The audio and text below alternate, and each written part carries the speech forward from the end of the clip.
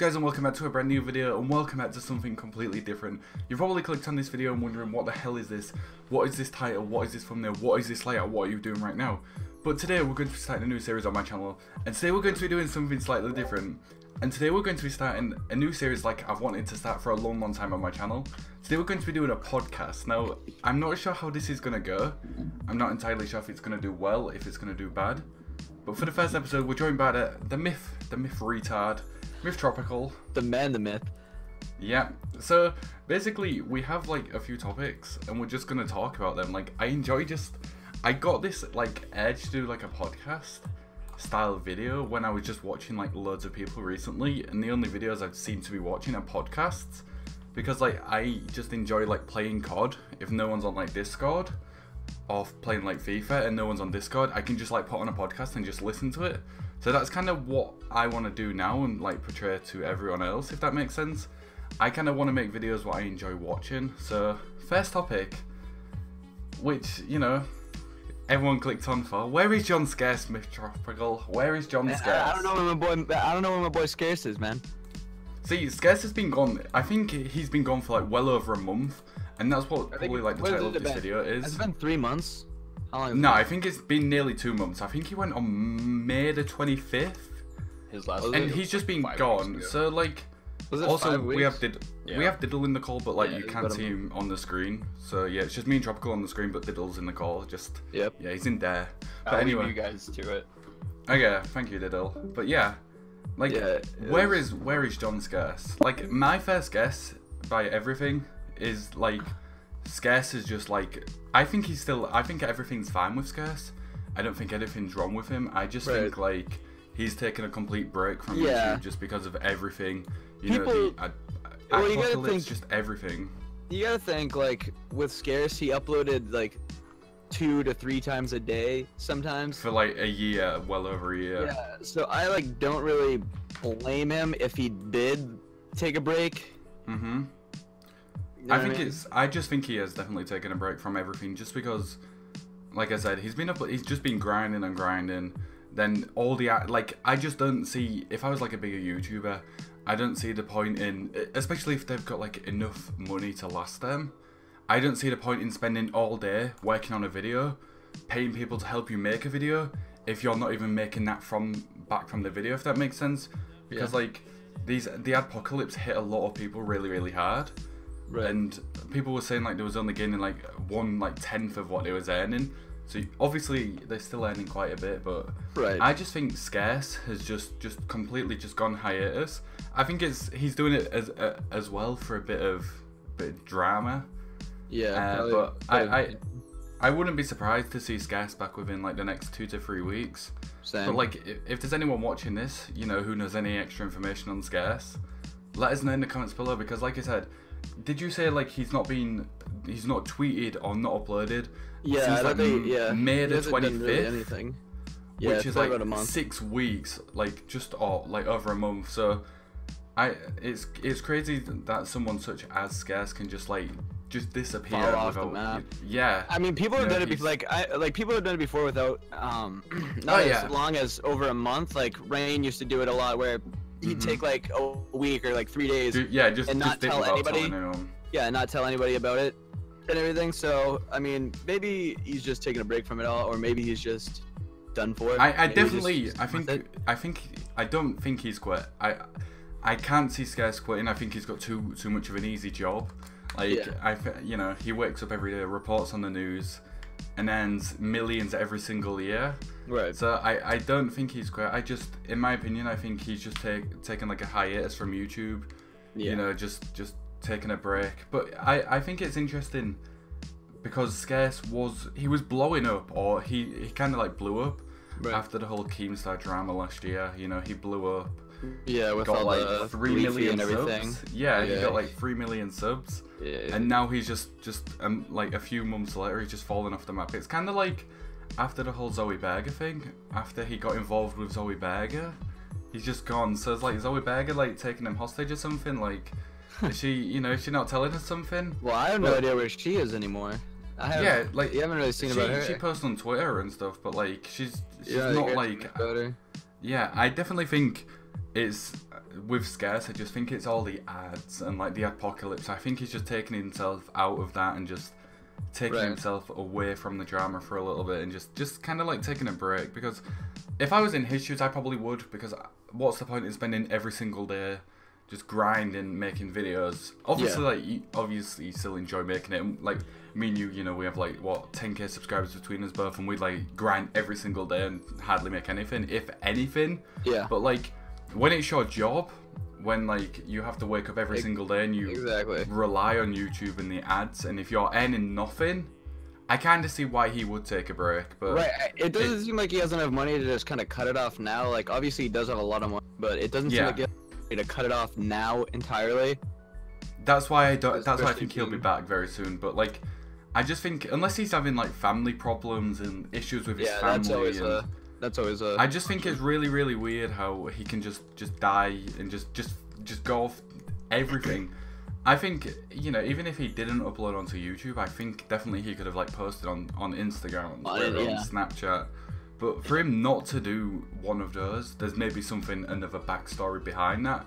Maybe like he has like maybe lost a family member, you know. For some reason, I feel like it's not anything. I feel like nothing has happened to where the reason why, you know what I mean? Like, if say someone lost a family member, you'll probably see like, okay guys, like give it an explanation, like, oh, I'm gonna be away because my family. That makes sense. If you had a reason to do it, then he'd probably be saying something about it. So if he didn't really have a reason, he's just kind of like trying to relax and get away from everything, then that would be the time where he just kind of falls off the face of Twitter. See, it's gonna be like really weird when he does come back, because like I say, I can bet any money that Scarce will come back.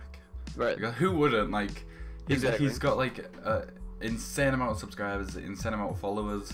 Easy job. Like good money. His Social Blade views are still going up, but he's lost like 50k subscribers in like the past week or so, which is insane. You know, I was thinking like when he comes, like, I don't know why he's doing this. Like when he comes back, it's all. But when he comes back, it's all gonna go down. But probably not. He's probably just gonna get back like all his subscribers that he lost. Everything like that, gonna keep growing. I think people are only unsubscribing just because he's just not posting. Like, I don't think there's. I just think it's really weird how someone such as Scarce, who's huge, like he's double the subscribers what Keemstar's on. Right. And for like Keemstar, like even he doesn't know, and like these people know each other.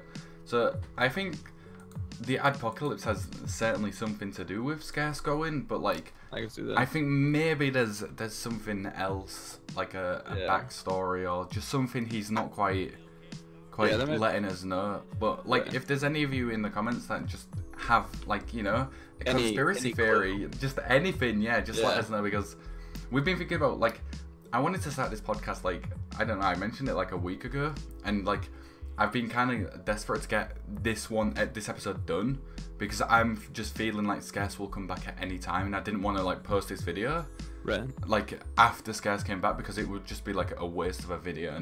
But like I definitely think there's something else not quite right with the whole Scarce thing. Yeah, I can see that. But moving on from the Scarce thing, we kind of talked about the adpocalypse, and we're just going to talk about that just in general now, the adpocalypse with YouTube, because there's been a lot of just stuff going down with like the adpocalypse on YouTube recently, like Call of Duty World War II, should I say. Apparently, if you like titled your video with that in your title and or put in your thumbnail, that is automatically like blacklisted from the ad revenue, basically meaning you're getting nothing from uploading World War II, which for a lot of people, that is crazy. Like, imagine the impact on the trickshot community and just the Call of Duty community. I mean, a lot of people, this is their career still. Like, this is their career. The red guys. Right. As much as people want to say Call of Duty and trickshotting and all that's dead, it's not. It's not. It's got a bigger fan base than most games. Than a lot of communities, because it's like, probably got one of the most loyal biggest fan bases. I'd say one of the most loyal fan bases. Right. It's probably got one of the biggest fan bases still. Like, you can't sit here and say that it's like, oh, it's a dead game. Like, go on Battlefield. Battlefield isn't pulling as much views as, say, Call of Duty. And them. You know what I mean? Like the Red House. That, you know. I can't think it will have like a massive impact on people such as Kiwis, such as random, like the Red House especially. If they can't earn anything from the new Call of Duty game, I mean, honestly, what will happen? Teams probably won't be affected that much by it because honestly, teams don't really rely on views to get money anymore. Which it's more personal channels. Yeah, it's more personal channels and growth and everything, like sponsors and everything that helps out and investors. But it definitely like does take a toll on some people. Like, I mean, some people do depend on that YouTube check. Well, yeah, you just have to look at the Red House, like. Yeah. I mean, obviously they don't just make montages, but like, there's a lot of teams, such as like, I'm not gonna name any teams because I'm not like that. But there's a lot of teams that just rely on their team channel for just a little bit of income, and obviously like a lot of teams are changing and slowly swaying away from the whole montage thing. It was announced like earlier on in the year that like you can't earn anything from the montages, and that's kind of one reason Silver kind of changed. Obviously, like we don't earn hardly anything from Silver, but like we just want to grow the Silver fan base and just grow the channel. But like if we're spending all this time every single day producing videos for Silver, or just not just Silver in general, just anyone in general spending so much time every single day working on videos, for them to just get destroyed by YouTube, not make any money from it, not get put in like search engines, just completely raped by YouTube basically. Like that's just gonna basically destroy the trickshot community, because like you said, I don't think the trickshot community is dead. I think it's far from dead. I knew that when the summer was coming and BO2 got backwards compatible, I knew that it was going to be like last year all over again and every other year before, where these people would have people like Tensor. Like you look at Tensor before BO2 got backwards compatible, before everything, and you look at his H1Z1 videos that he did before, he'd get 20,000 views on those videos. Now he's getting like 100K. 60K. Like BO2 is just a game right now. Like there's so many people growing off BO2, and that's why we're just literally after like recording we're gonna go hop on BO2 for a little bit. But like I just think the whole Adpocalypse thing, it's really weird, because if I can find the screenshot, we know someone called Porridge. I don't know if any of you guys know who he is. A guy named Porridge. He was just on YouTube, and the whole YouTube thing was kind of like there was an offensive video which was monetized by ads. I think that's what it was. It was like there was like advertisements on a like really offensive video, should I say, and like is it CNN or who was it, Wall Street Journal. Wall Street Journal just completely took everything out of like context and just took it to all these like big companies such as Coca-Cola, just these huge companies, and they just pulled out from YouTube, and that kind of started this whole thing. Obviously now they are like slowly coming back onto YouTube, because right now YouTube is like, it's just going up, YouTube as a whole. But like just if games such as, obviously, because I kind of cut that off, so let me like re-explain that, because like the ad thing cut back, YouTube obviously had to cut back on their ads and putting ads onto videos, meaning like paychecks for creators would be down a little bit. So they had to like also cut down on certain games, and that's why Call of Duty and montages were affected, just because they were seen as graphic and potentially seen as like just not advertiser friendly, like for anyone who doesn't understand. So that's why the whole Apocalypse is affecting the trickshot community, because especially the new Call of Duty is based around the World War II, which I mean, I explained this in one of my other videos. It was just like a basic cutcom. I don't see how World War II isn't advertiser friendly.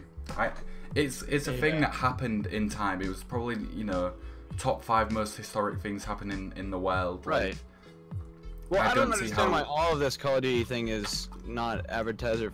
I know, it's a video game. Like I can look in my drawer right now. I've just got so many different games. We have Black Ops 2.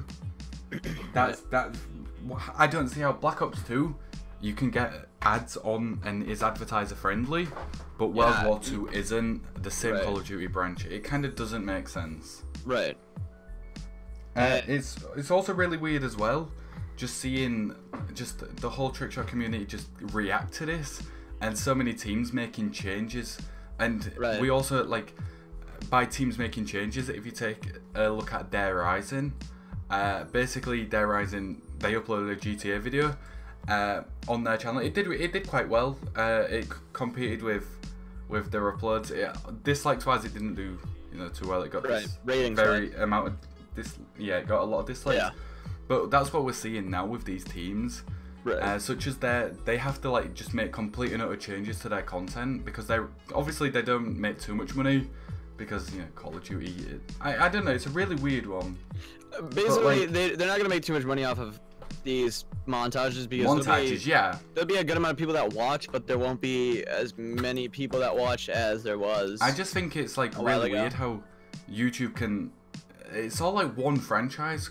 Like, how can you blacklist World War II and have Black Ops 2 fine and have World at War be fine? Like, I just think it's YouTube just being really, really weird. Yeah. I just hope it gets fixed just because I enjoy watching like people such as the Red House, and like if they aren't there every day, it's kind of weird, because it's kind of in like a lot of people's daily routines when they upload to watch them. Yeah. I mean, so they've run insane fan bases on BO2 where literally they go into a lot. People will just absolutely reset freak the stats, out, get the parents on the way, and like everything. The BO2 community is like a pretty cool community. Like anybody can really hop on. Like I go into lobbies and there'll be kids like, oh my god, like don't leave the game, please, like Tropical. Yeah, please. The BO2 community is the best. Yeah, the BO2 community, just talking to these people and everything like that. People know what's going on, because usually BO2 is people that know who watch these kids. It's a very small community. It's not like it's got a big fan base, but like the players, like everyone kind of knows each other, and like if you play Black Ops 2 a lot, like me and Tropical do, you'll realize that you get in the game with a lot of the very similar people. Right, people will start recognizing. The community is really good on BO2. Yeah, it's pretty dope, and like I don't know, it's kind of cool seeing everybody like grow their fan bases off BO2. Like I was in a game with Zastro, Slips, Zastro. Yeah, Zastro's in silver. Right, Zastro in silver, and he has 10K, I believe. And going into a game with him and like seeing all the people that like react to just a kid with only 10K, like I'm not saying, obviously I'm not saying 10K is bad. Right, I'm not saying that 10K is bad. But I'm just saying to see like these people freaking out over. Yeah, but I'm just saying like if you go in the streets with 10,000 subscribers, you're not really gonna be noticed that much. But if you go on BO2 with 10,000 subscribers, people are sitting there like screaming over seeing you. Yeah, I think it's really weird, and I just hope for, like I said, for the whole Red House sake, and just obviously like the Saw House, and I think Obey getting a house as well. Yeah. FaZe kind of have swayed away from Call of Duty, which is smart of them. They got out a few years early. Yeah, but I just hope for the Red House sake. On some things, what they do isn't really the best. No, it's not. They do really weird stuff. They're not really pulling views that they should be with their sub count. Yeah, I mean that's just them like just switching their content up way too much. They don't have like a strict like schedule to it. They just upload what they just think of an idea and just go ahead and do it. Yeah.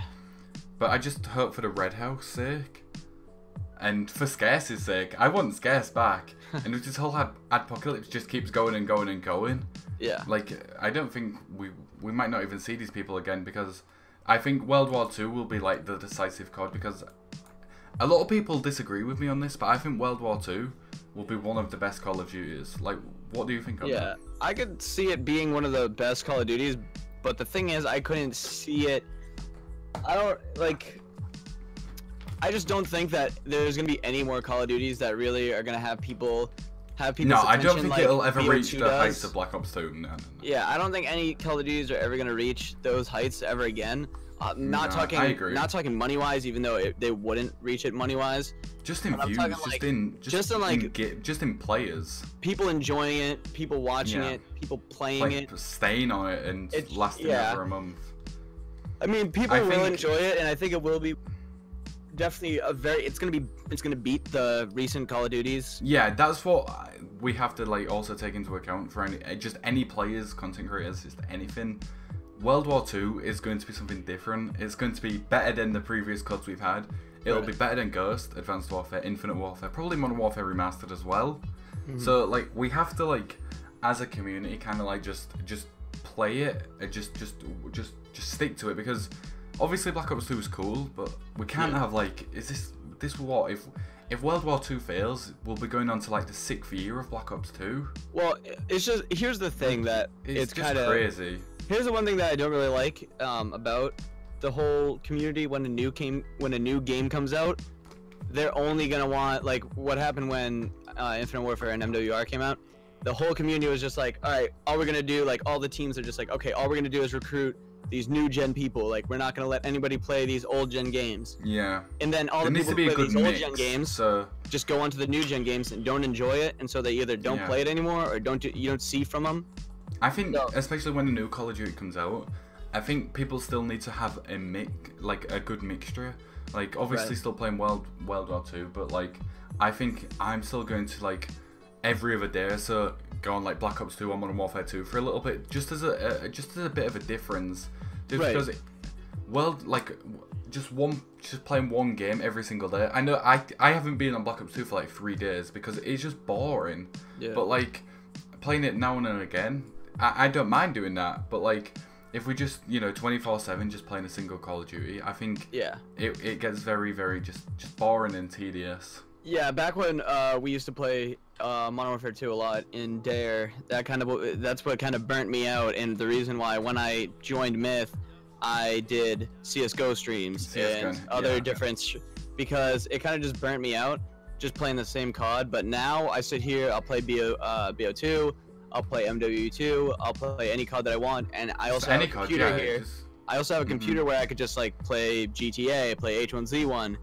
Like people tend to stray away from playing Call of Duty because they get burnt out, and unless you're a player, you don't necessarily have to like play these games. You don't even have to if you're a player. Like literally, you don't have to worry yourself about playing Call of Duty every single day. You can still make BO2 content. And go hop on your computer, play H1 it's not like it's a difficult, the rest of the day. It's not like it's a difficult game to play and like hit clips and record on. It's like really really easy. Yeah, like the community isn't a cult. They're not gonna force you to play these games if you're a director or anything like that. Like that's what I don't get from some people.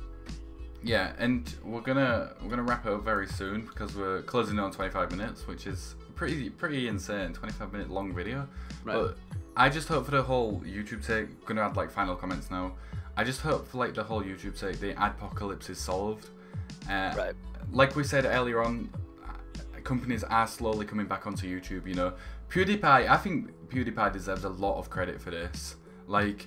Because PewDiePie, he was the main guy attacked by the Wall Street Journal. Right. And he just stood up to them and just kept firing back. So I think PewDiePie, in terms of a lot of the smaller creators who rely on their little YouTube paychecks and the little ads they make now, I think they owe a lot of things to PewDiePie because he just stood up.